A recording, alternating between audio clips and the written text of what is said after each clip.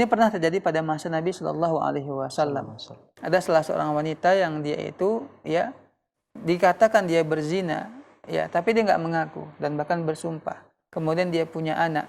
Nabi Shallallahu Alaihi Wasallam mengatakan al-waladu lil firash. Anak itu miliknya pemilik firash, tempat tidur. Artinya apa? Nggak tahu kita, karena mungkin selama ini pun si istri ini dia tentu berhubungan dengan suaminya. Nggak tahu dari mana benihnya yang dia lahirkan ini, apakah dari suaminya atau laki-laki selingkuhannya. Tapi Nabi Shallallahu Alaihi Wasallam tetap menetapkan bahwa kalau dia seorang istri yang sah dari seorang laki-laki atau suami dia yang sah, meskipun dia berzina kepada laki-laki lain atau selingkuh, kemudian dia melahirkan, maka anak ini miliknya si suami yang sah.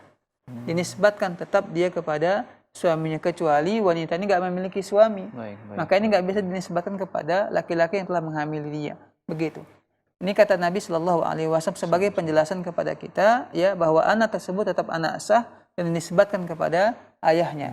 Meskipun nanti terbukti ya bahwa ini benihnya bukan dari suaminya, tapi dari selingkuhannya. Na'udzubillah min dzalik. Nasihat kita bersama ialah hindari perbuatan zina, ya, karena zina merupakan dosa yang besar di sisi Allah Subhanahu wa Ta'ala. Jangan bermain-main dengan perbuatan zina. Jangan sepil dengan perbuatan zina.